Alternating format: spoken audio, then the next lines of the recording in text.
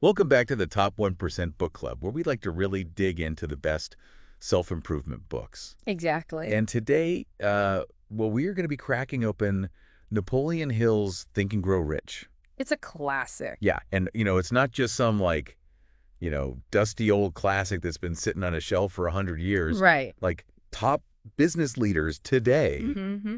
still swear by this book. It's true. So yeah. our mission for this deep dive Yeah. is to really uncover the core principles that you can actually use Yes. in your life. Put into practice. Like we're talking about, harnessing desire, the power of persistence, and practical strategies to actually get, those big dreams you have into Tangible results. yeah, tangible results. It's all about the mindset. Yeah. How to apply that in your own life. So let's get started. Let's do it. One of the first things that struck me, just reading through all this material is Hill's emphasis on the power of a burning desire. Yes. Like he interviewed over 500 wildly successful people. He did. From inventors to business tycoons, what did they all have in common? It all goes back to that intense, unwavering desire for what they wanted to achieve. Yeah, it wasn't just a casual, oh, wouldn't it be nice if kind of thought. Right. This was a driving force that shaped their actions. 100%. You know what I find so fascinating? What's that? Is the story about Bob Proctor, the self-help guru. Oh, yeah. This guy, he literally ripped the word impossible out of his dictionary. I love that visual. So powerful, right? It's so powerful. It's like eliminating those self-imposed limits that I think hold so many people back. Absolutely. And it perfectly illustrates one of Hill's key points. Riches do not respond to wishes. They respond only to definite plans backed by definite desires through constant persistence. Yeah, that quote really highlights the active nature of this process, right? It's not about sitting back and hoping for the best. No. It's about aligning that burning desire with really focused action. And speaking of focused action, Hill actually gives us 6 concrete steps in Think and Grow Rich by Napoleon Hill book summary, Tyler DeVries. He explains exactly how to translate that desire into its financial equivalent. Yeah, these steps are really a framework for turning that burning desire into a tangible plan. You start by setting a specific monetary goal and a clear deadline. Because they say vague goals get vague results. Exactly. If you don't know exactly where you're headed, right, how will you know when you've arrived? Precisely. And, one of the best illustrations of this principle is the story of Edwin Barnes. Oh, yeah. Tell me about this guy. So he was absolutely fixated on becoming Thomas Edison's business partner. But here's the thing. Barnes had no connections, no money, seemingly no chance. He basically just showed up at Edison's lab and was like, this is what I'm going to do. Yes. I'm talking about bold. Talk about bold, right? Most people would have been intimidated. Yeah, totally. But not Barnes. And that's what's so fascinating about this. It was his unwavering desire and sheer persistence that ultimately won Edison over. Edison recognized that unwavering determination and saw something special in him. That's so cool. And it really shows us the power of taking action even without all the answers, right? It's like that saying, leap and the net will appear. Perhaps. But even more importantly, it demonstrates that aligning yourself with your goal and taking those first steps is crucial. Yeah. That's often where the magic starts to happen. So I want to pause here for a moment and ask you, the listener, have you truly defined what you want? Yeah. Have you gone beyond just thinking about it and actually written it down, set a deadline? Absolutely. Those are crucial first steps. Without that definiteness of purpose, even the strongest desire can kind of lose its direction. For sure. For sure. Okay, so let's say we've got that burning desire, we've defined our purpose, and we're starting to take action. Okay. Now let's be real for a second. Setbacks are a part of life. Part of the journey. They happen to everyone, right? Yeah. And that's where Hill's principle of persistence comes in. Yes. He learned something so interesting from those 500 successful people. What was that? They said that some of their greatest successes actually came immediately after a major defeat. Yeah. Isn't that wild? It's so wild. We think of failure as a stop sign, but what if it's actually a redirection? What if it is? Hill says it beautifully.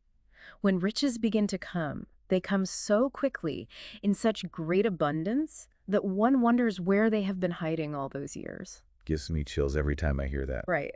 So let's turn this inward for a second. Okay. Think about your own journey. Yeah. Have you given up on something too soon? Mm-hmm. Maybe that setback, that failure, was actually the stepping stone you needed It's possible. to reach something Incredible. Yeah, persistence isn't just about gritting your teeth and pushing through. It's about maintaining that deep belief in your vision, even when things get tough. Yeah. And that brings us to another crucial principle that Hill highlights, surrounding yourself with the right people. I Yeah. call this the mastermind principle. Such a good one. The mastermind principle, it's about creating that synergy of energy and ideas that just amplifies your own potential. Think about it like a think tank dedicated to your success. I love that. Right. It's like your own personal board of directors. Absolutely. Hill makes an interesting observation about the power of the mastermind. He says that the years between 40 and 50 are often the most fruitful for individuals. It makes you think, right? Why that age? Why that age? Perhaps it's because that's when the mastermind truly begins to take shape, drawing on years of experience, shared wisdom, diverse perspectives. Yeah, it makes me think about my own network. Yeah. Like, who are those people that really inspire me, who challenge me, who support my vision without judgment? Yeah. Like really identifying those individuals Yes. and nurturing those relationships could be a game changer. Absolutely. Recognizing that success is rarely a solo act is key. Building a supportive mastermind can provide invaluable guidance and motivation along the way. So now let's dive into something a bit more intangible, harnessing the power of belief, or what Hill refers to as faith. Yes. And it's important to note here, he's not talking about religious faith. Right. Faith in this context is about having that unshakable belief in your vision so strong that it actually influences your actions and attracts resources to you. It's that unwavering conviction that your goal is achievable, even if you can't see the entire path laid out in front of you. Exactly. And here's how it ties back to the mastermind Hill states. When a group of individual brains are coordinated and function in harmony, the increased energy created through that alliance becomes available to every individual brain in the group. Wow. So it's like the collective belief of the mastermind amplifies each member's individual faith. Yes. That's a powerful thought. It is. It really speaks to that idea of if you want to go fast, go alone. If you want to go far, go together. I love that. Right. So true. And this shared faith fuels the next principle. Hill explores autosuggestion, which is essentially the art of consciously programming your mind for success. Now we're getting down to the nitty-gritty. Here we go. This is about bridging the gap between those conscious desires and the subconscious mind. This is where the mental work really comes into play. Absolutely. Hill provides a very practical technique for this. The repetition of affirmations by consistently feeding your mind positive statements that are directly aligned with your goals.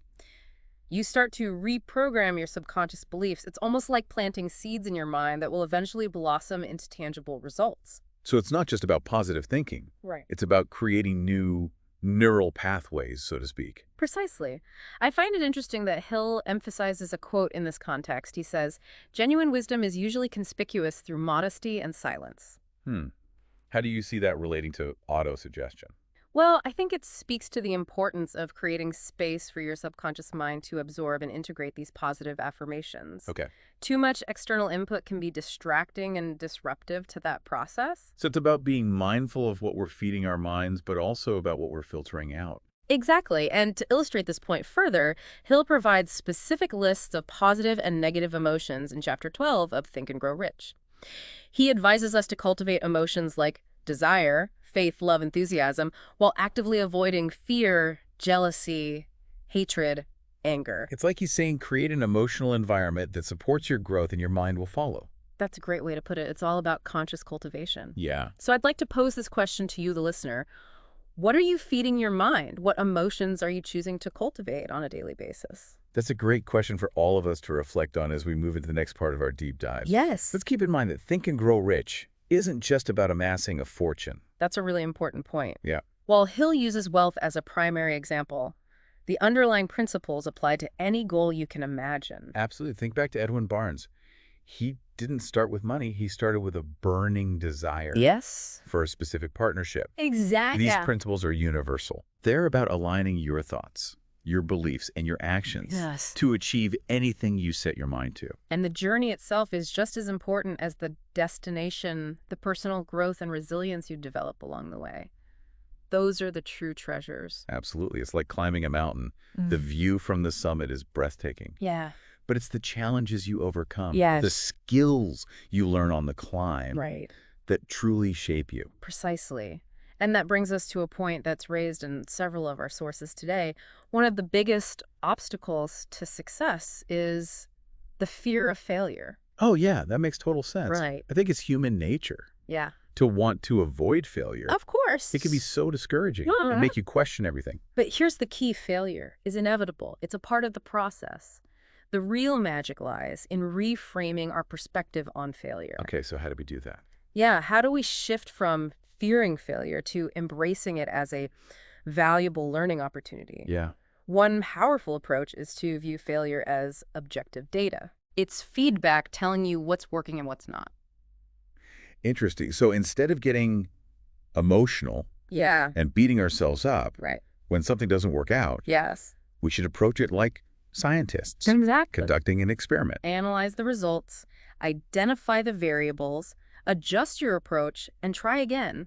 Each failure becomes a data point, a stepping stone on the path to success. That's a really helpful way to think about it. But, Yeah, let's be honest, it's easier said than done. it is. Sometimes those emotions, they get the best of us. They do. You're absolutely right. And that's where Hill's emphasis on mastering our thoughts and emotions comes into play. He dedicates an entire chapter to the subconscious mind, which he believes is the bridge between our conscious desires and the forces that shape our reality. So we're talking about more than just positive thinking. Right. It's about understanding how our subconscious beliefs and emotions can actually influence our actions. Precisely. And to address this, Hill suggests using techniques like autosuggestion and the repetition of affirmations to reprogram our subconscious mind for success. Okay, let's break those down. Okay. Autosuggestion, that sounds a bit like self-hypnosis. In a way, it's about consistently feeding your mind positive suggestions until they become deeply embedded in your subconscious beliefs. Okay, and affirmations are those like positive statements we repeat to ourselves? Yes. Like, I am successful, or I am achieving my goals. Exactly. And the key here is to repeat these affirmations with conviction and emotion. The more you feel them, the more powerfully they'll impact your subconscious mind. So it's not just about the words themselves. Right. It's about the energy and the belief we put behind them. Precisely. And this ties back to Hill's principle of faith. Remember, he's not talking about religious faith here, but rather that unshakable belief in your ability to achieve your goals. So we're talking about cultivating a deep inner knowing Yes. that you are capable of success no matter what challenges come your way. Yes. And this unwavering faith is absolutely essential for overcoming fear and persisting through those inevitable setbacks. Absolutely. Now, we've talked about taking action, reprogramming our minds, surrounding ourselves with a supportive mastermind group, and now Hill dives into a principle that I find particularly fascinating, even a little bit controversial. Oh, He calls it the mystery of sex transmutation. interesting. Yes. This is where Hill explores the power of sexual energy and how it can be harnessed to fuel creativity and achievement. Things are getting a little spicy. Little bit. But before we get too carried away, Right. let's clarify what Hill means by sex transmutation. He's not advocating suppressing or denying sexual desire. Right. He's talking about channeling that powerful energy into other areas of life, like work, creative pursuits, or goals. So it's about redirecting that energy to fuel ambition Yes. and drive you towards success. Exactly. Hill observed that many of the most successful individuals he studied had very strong, vibrant personalities. Yeah. They were passionate and driven in all areas of life, not just their personal lives. And Hill believed this wasn't a coincidence. Right. He saw a direct correlation Yes. between that vital energy Yeah. and creative energy. Yes. It's all very interesting, but how do you actually do this? Right.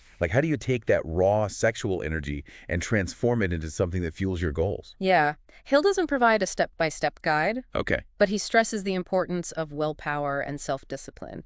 It's about making a conscious choice to redirect that energy instead of allowing it to dissipate or express itself in ways that don't serve your greater goals. So it's about being mindful of your energy Yes, and using it intentionally, absolutely. not letting it control you, but learning to control it. Exactly. It's important to note that Hill's views on sex and gender were very much influenced by the social norms of his time. Sure, he was writing in the early 20th century, so Right. some of his perspectives might seem a bit outdated today. Absolutely. But the core principle of harnessing your energy, no matter where it comes from, and using it to fuel your goals is timeless. And it's not limited to sexual energy. We can apply this principle to all forms of energy, emotional, mental, physical. So we're talking about energy management Yes. in addition to time management. Precisely.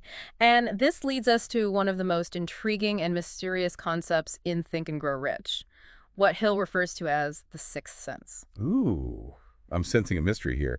What is this sixth sense? Yes. And how do you develop it?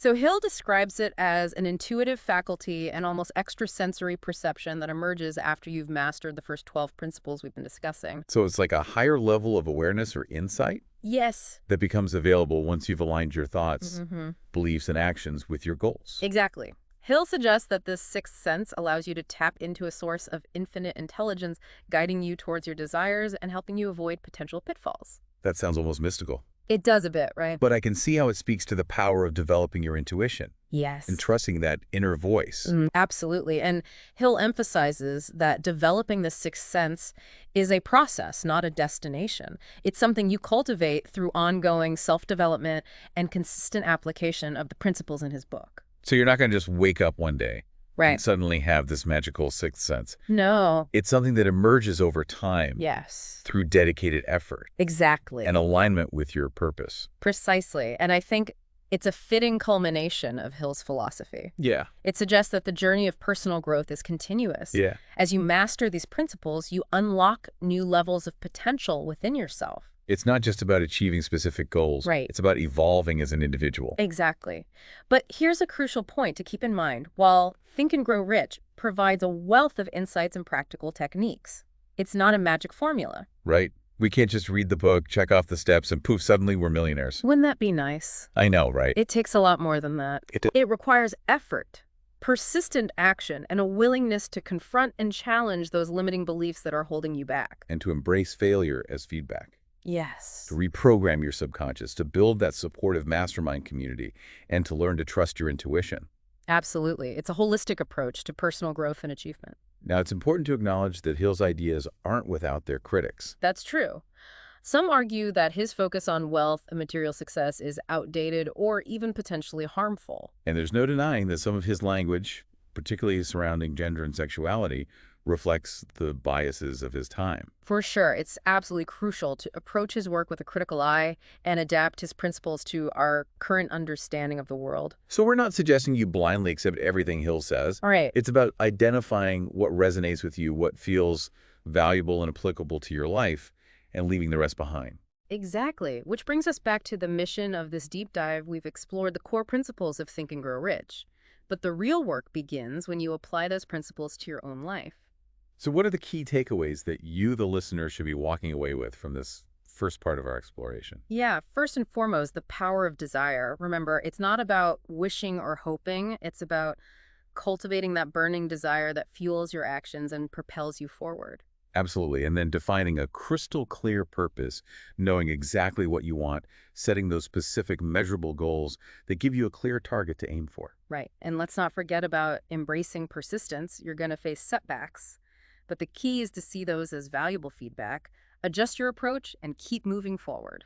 And of course, the importance of cultivating the right mindset, believing in yourself, reprogramming your subconscious mind for success, and surrounding yourself with that incredible supportive community. And finally, recognizing that this is a lifelong journey.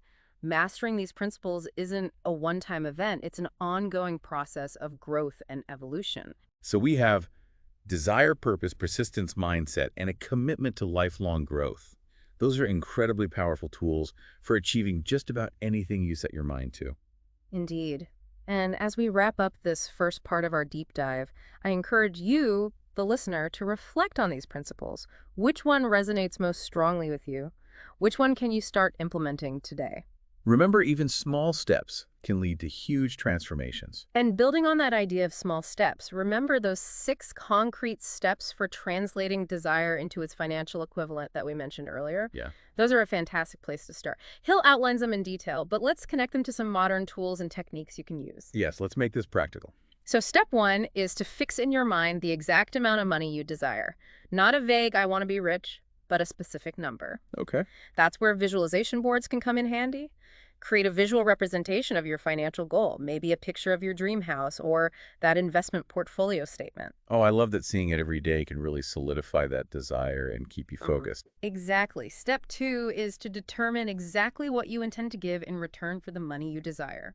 This isn't just about hard work, it's about identifying your unique skills and value proposition. So it's about understanding what you bring to the table and how you can leverage that to achieve your financial goals. Right. Step 3 is to establish a definite date when you intend to possess the money you desire. Deadlines create urgency and keep you accountable. This is where goal-setting apps can be incredibly helpful. They allow you to break down your big goal into smaller milestones and track your progress along the way. Oh my gosh, I love using those apps. They make it so much easier to stay on track and celebrate those small wins along the way. Absolutely. Now, step 4 is to create a definite plan for carrying out your desire. And begin at once, whether you're ready or not. This is where action trumps overthinking. It's about taking that leap of faith and trusting that you'll figure things out as you go. You don't need to have every single detail mapped out before you start. Exactly. Step 5 is to write out a clear, concise statement of the amount of money you intend to acquire, the time limit for its acquisition, what you intend to give in return for the money, and the plan through which you intend to accumulate it. Putting it all together in a tangible form. Yes. Almost like a contract with yourself. Precisely. And finally, step 6 is to read your written statement aloud twice daily, once just before retiring at night and once after arising in the morning. As you read, see, and feel and believe yourself already in possession of the money. This is where we tap into the power of autosuggestion and the repetition of affirmations. It's about programming your subconscious mind to align with your financial goals. Right. And this ties back to Hill's emphasis on the power of belief, that unwavering faith in your ability to achieve what you set out to do. And speaking of belief, Hill also explores the concept of the sixth sense. Now, this is where things get a little mystical and intriguing. A little bit mysterious, Hill describes the sixth sense as an intuitive faculty that emerges as a result of mastering the first 12 principles he outlines in the book. It's almost like a heightened level of perception that allows you to tap into a source of infinite intelligence. So it's about more than just gut feelings. Yes, its intuition amplified. Hill suggests that this sixth sense can guide you towards the right opportunities, help you avoid pitfalls, and make decisions that align with your deepest desires and purpose. Okay, can you give us an example of how the sixth sense might play out in real life? Sure, imagine you're faced with a major business decision. You've gathered all the data, analyzed the pros and cons, but you still feel a nagging sense of unease that could be your sixth sense whispering a warning, urging you to reconsider. Or, on the flip side, you might have a strong feeling about pursuing a particular opportunity, even if it seems risky or unconventional. Exactly. The sixth sense isn't about logic or reason. It's about trusting that inner voice, that intuitive nudge that guides you in the right direction. I think we often dismiss our intuition as just a feeling, but Hill suggests that it's a powerful faculty that can be developed and harnessed. And it ties back to his emphasis on the power of the subconscious mind.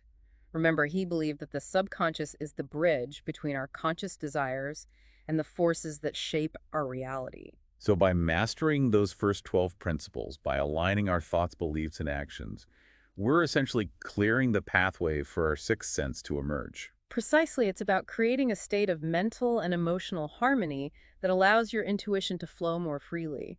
This whole concept of the sixth sense reminds me of something that's often discussed in the world of high-performance athletes and entrepreneurs, the flow state. That's a great connection. The flow state is characterized by complete absorption in the task at hand, a sense of effortless focus and clarity and heightened creativity. It's almost like you're operating on a higher level of awareness. And when you're in flow, you tend to make better decisions, perform at your peak, and achieve remarkable results. Exactly. And I think the principles Hill outlines in Think and Grow Rich can absolutely help you cultivate that flow state more consistently. It's about setting clear goals, having a strong belief in your ability to achieve them, and then letting go of the need to control every detail and simply trusting the process. And remember, developing your sixth sense is a journey, not a destination. It's something you cultivate through ongoing self-development, mindful practice, and a willingness to trust your intuition. Now let's shift gears for a moment and talk about something that can be a major stumbling block for many people on the path to success: procrastination. Procrastination, the ultimate productivity killer. It's so easy to fall into that trap of putting things off until later, especially when it comes to pursuing big, ambitious goals. And Hill addresses this head-on in Think and Grow Rich.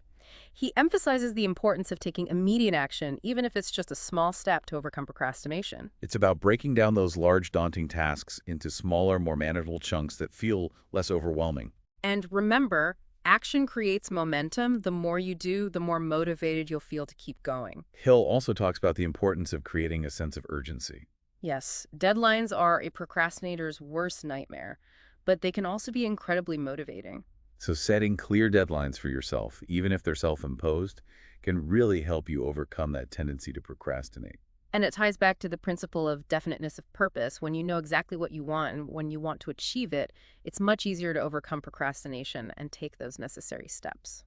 Now, Hill doesn't shy away from controversial topics in Think and Grow Rich, and one that might raise some eyebrows today is his discussion of the evil of drifting. Yeah, he uses the term drifting to describe a lack of clear direction and purpose in life, allowing circumstances to dictate your path instead of consciously choosing it. It's like being a ship without a rudder tossed about by the waves. Exactly. And Hill believed that drifting could lead to unhappiness, unfulfillment, and even financial ruin. He saw a clear distinction between those who actively pursued their goals with a definite purpose and those who simply went through life reacting to whatever came their way. And while the language he uses might feel a bit strong today, I think the underlying message is incredibly relevant. It's about taking ownership of your life, defining your own path, and not letting yourself be swept away by the currents of circumstance. It's about being the captain of your own ship, so to speak. Exactly. It's about setting a course and steering towards your desired destination, even when you encounter storms along the way. Hill believed that drifting could be a major obstacle to achieving success and happiness. And he offered a powerful antidote to this evil, the principle of definiteness of purpose. By having a clear vision for your life, setting specific goals, and taking consistent action toward them, you essentially eliminate the risk of drifting. You're no longer at the mercy of external circumstances. You're actively creating your own reality. I think it's important to note that while Hill emphasized the importance of having a definite purpose, he also recognized that this purpose could evolve over time. Absolutely. Life is a journey, and our goals and aspirations naturally change as we grow and evolve. So it's not about rigidly adhering to a plan you made years ago. It's about being open to new possibilities and adjusting your course as needed. Exactly. The key is to be conscious and intentional about the direction of your life, rather than passively drifting along. Now let's talk about another fascinating concept, that Hill explores the power of the subconscious mind. Hill believed that the subconscious mind is an incredibly powerful force that can either work for us or against us. He described it as a fertile garden where our thoughts and beliefs take root and grow. And just like a garden, if we plant negative thoughts and limiting beliefs, those are the things that will flourish. But if we cultivate positive thoughts, empowering beliefs, and a strong vision for our future, those are the things that will blossom into reality. So it's not just about what we do, it's about how we think and what we believe about ourselves and the world around us. Exactly. And this ties back to the principles of autosuggestion and the repetition of affirmations. Hill believed that by consistently feeding our subconscious minds with positive messages and empowering beliefs, we could literally reprogram ourselves for success. It's about creating new neural pathways, new habits of thought that support our goals and aspirations. Now, Hill doesn't just talk about the power of positive thinking. He also emphasizes the importance of guarding our minds against negativity. He believed that fear, doubt, and worry were like weeds that could choke the life out of our dreams. So it's not just about focusing on the positive. It's also about actively weeding out those negative thoughts and beliefs that can sabotage our efforts. And this requires a certain level of self-awareness and mental discipline. It's about becoming aware of those negative thought patterns and then consciously choosing to replace them with more empowering ones. And this is where the principle of persistence comes into play. Overcoming negative thinking patterns is not a one-time event, it's an ongoing process. It's about staying vigilant, catching those negative thoughts as they arise, and redirecting your focus back to what you want to create in your life. Hill also talks about the importance of surrounding ourselves with positive and supportive people. Remember the mastermind principle. Yes, it's about building a network of individuals who inspire you, encourage you, and believe in your potential. And it's just as important to distance yourself from negative and toxic people who drain your energy and undermine your confidence. Yeah, we all know those people who seem to thrive on negativity and doubt. Hill believed that their energy could be contagious and that it was crucial to protect yourself from their influence. So it's about being mindful of who you allow into your inner circle and making sure they're people who uplift you and support your growth. And remember, building a supportive mastermind is an ongoing process. It's about actively seeking out those who resonate with your values and aspirations and nurturing those relationships. Now, let's talk about a principle that might seem a bit controversial in today's world: the mystery of sex transmutation. This is where Hill delves into the power of sexual energy and its potential to fuel creativity and achievement. Now, as we mentioned earlier, it's important to approach this concept with a critical eye, considering the social norms and biases of Hill's time. Absolutely, but I think there's a timeless message here that transcends those limitations. So how can we interpret this principle in a way that resonates with modern sensibilities? I think it's about recognizing that we all possess a powerful life force, a vital energy that drives us and motivates us. And Hill believed that this energy, often associated with sexuality, could be channeled and directed towards our goals and aspirations. It's about harnessing that raw passion and drive and transforming it into something that fuels our creative pursuits, our businesses, our relationships, and our lives as a whole. So it's not about suppressing or denying those powerful energies. It's about learning to direct them in a way that serves our highest good. Exactly. And this requires a certain level of self-awareness and discipline. It's about being mindful of our energy, understanding what triggers it, and then consciously choosing how we want to express it. I think it's also helpful to reframe the concept of sex transmutation in terms of emotional intelligence. That's a great point. Emotional intelligence is the ability to understand and manage our emotions, both our own and those of others. And by developing our emotional intelligence, we can learn to harness that powerful life force within us and direct it in a way that creates positive outcomes in all areas of our lives. So instead of getting swept away by our emotions, we can learn to channel them into our work, our relationships, and our personal growth. Precisely. And this ties back to Hill's emphasis on the power of thought. He believed that our thoughts create our reality. And by mastering our emotions, we gain greater control over our thoughts, which ultimately shapes our experiences. So the mystery of sex transmutation, interpreted through a modern lens, is really about harnessing the power of our emotions and directing them towards our goals and aspirations. And this requires a commitment to self-awareness, emotional regulation, and a deep understanding of our own unique energy. Now let's talk about a concept that can be a bit of a head-scratcher for some people: the evil of habit. Hill uses the term evil not to suggest that all habits are bad, but rather to highlight the power of habit to either support or sabotage our progress. He believed that our habits could either be stepping stones to success or stumbling blocks that hold us back. And he emphasized the importance of consciously cultivating habits that align with our goals and aspirations. So it's about taking a proactive approach to habit formation. Exactly. We all have habits, both good and bad. The key is to identify those habits that are no longer serving us and then consciously replace them with ones that support our growth and well-being. Hill provides some practical advice on how to break bad habits and form new ones. He suggests using a combination of willpower repetition and positive reinforcement. So it's about setting clear intentions, consistently practicing the new behavior, and then rewarding yourself for your progress. And remember, breaking a bad habit can be challenging, but it's absolutely possible. Yeah, it takes time, effort, and a willingness to be uncomfortable for a while. But the rewards are well worth it by replacing negative habits with positive ones. You're essentially creating a more supportive and empowering environment for yourself. Now let's talk about a principle that I find particularly fascinating: the power of organized planning. Hill believed that having a clear plan was essential for achieving any goal, whether it was building a business, writing a book, or simply improving your health. He saw planning as the bridge between desire and action.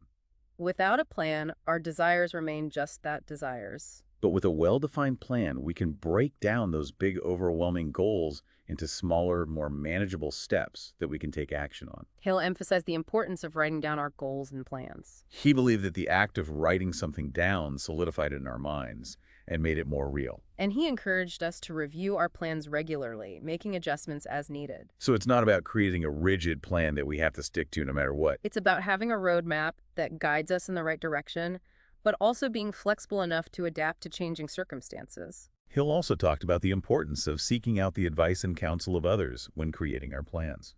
Remember the mastermind principle. It's about leveraging the collective wisdom and experience of others to help us make better decisions and create more effective plans. So don't be afraid to reach out to mentors, advisors, or colleagues who can provide valuable insights and perspectives. And remember, the more thorough and well thought out your plan, the more likely you are to achieve your desired outcome. Now let's talk about a principle that can be a bit of a challenge for some people, the power of decision. Hill believed that the ability to make quick and decisive decisions was a hallmark of successful individuals. He observed that those who hesitated, waffled, and second-guessed themselves often missed out on opportunities and struggled to achieve their goals. He encouraged us to develop the habit of making decisions promptly and then acting on them with conviction. So it's not about rushing into decisions without careful consideration. It's about gathering the necessary information, weighing the pros and cons, and then making a choice and moving forward. He'll also stress the importance of sticking to our decisions once we've made them. He believed that constantly changing our minds and second-guessing ourselves could undermine our confidence and lead to a lack of progress. So it's about trusting our judgment, making a choice, and then committing to it fully.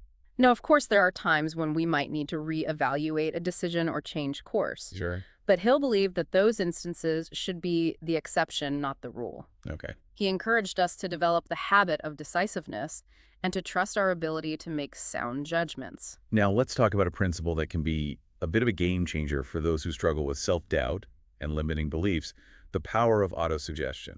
Hill believed that autosuggestion was a powerful tool for reprogramming our subconscious minds and shaping our beliefs. He described it as the process of repeatedly feeding our minds with positive suggestions and affirmations until they become deeply embedded in our subconscious. And he believed that this could be incredibly effective for overcoming negative thoughts, limiting beliefs, and self-sabotaging behaviors. So it's about consciously choosing the thoughts and beliefs we want to cultivate in our minds. And then using techniques like repetition and visualization to reinforce those positive messages. He'll provide some practical tips for using autosuggestion effectively. He suggests writing down our affirmations and reading them aloud several times a day.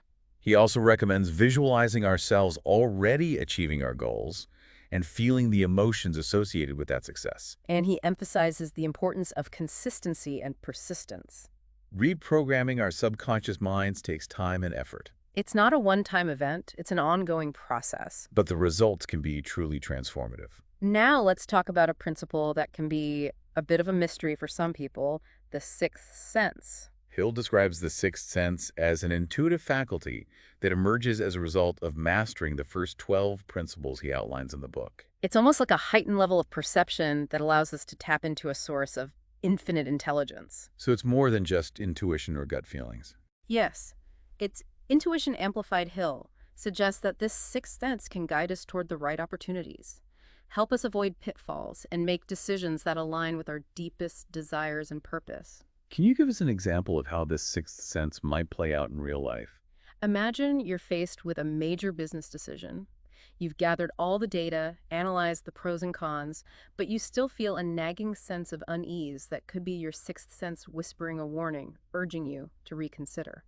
Or on the flip side, you might have a strong feeling about pursuing a particular opportunity, even if it seems risky or unconventional. Exactly. The sixth sense isn't about logic or reason. It's about trusting that inner voice, that intuitive nudge that guides you in the right direction. I think we often dismiss our intuition as just a feeling, but Hill suggests that it's a powerful faculty that can be developed and harnessed. And it ties back to his emphasis on the power of the subconscious mind. Remember, he believed that the subconscious is the bridge between our conscious desires and the forces that shape our reality. So by mastering those first 12 principles, by aligning our thoughts, beliefs, and actions, we're essentially clearing the pathway for our sixth sense to emerge. Precisely. It's about creating a state of mental and emotional harmony that allows our intuition to flow more freely. This whole concept of the sixth sense reminds me of something that's often discussed in the world of high-performance athletes and entrepreneurs, the flow state. That's a great connection. The flow state is characterized by complete absorption in the task at hand, a sense of effortless focus and clarity and heightened creativity.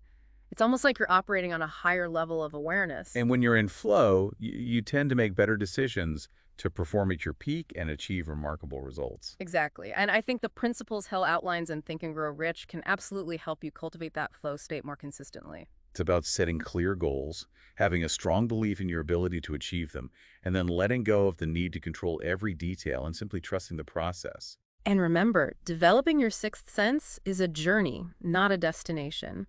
It's something you cultivate through ongoing self-development mindful practice and a willingness to trust your intuition.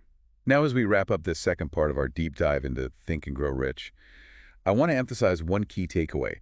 This book is about more than just accumulating wealth. It's about understanding the principles of success that apply to every area of life. It's about developing a success mindset, cultivating empowering beliefs, and taking consistent action toward your goals. It's about understanding the power of your thoughts, your emotions, and your subconscious mind. And it's about recognizing that the journey of personal growth is ongoing, and that there's always more to learn, more to explore, and more to achieve. So as you continue to reflect on the principles we've discussed today, I encourage you to ask yourself, what is one small step you can take right now to move closer to your goals? What is one belief you can challenge that might be holding you back? Remember, even the smallest actions can create ripples of change that lead to extraordinary results. Yeah. And as we wrap up our deep dive into Think and Grow Rich, I want to circle back to something we touched on earlier. Okay. That fear of failure. Yeah. It's so common, and Hills really digs into it.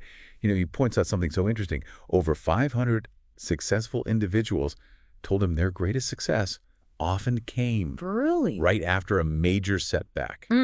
It's almost like that point of defeat was a necessary catalyst for a breakthrough. Exactly. Like it was the final push they needed to kind of break through to a whole new level. Hill actually says, when riches begin to come, they come so quickly in such great abundance that one wonders where they have been hiding all those years. It's like everything aligned once they overcame that final hurdle. Right. So powerful. It makes you think about the importance of perspective. Yes. What we often perceive as failure might actually be the redirection we need to achieve even greater success. So for you listening, have you given up on something too soon? It's a good question. What if that failure was actually the key to unlocking something incredible that's worth thinking about? It is. And that brings us to another key takeaway from Hill's work, the mastermind principle.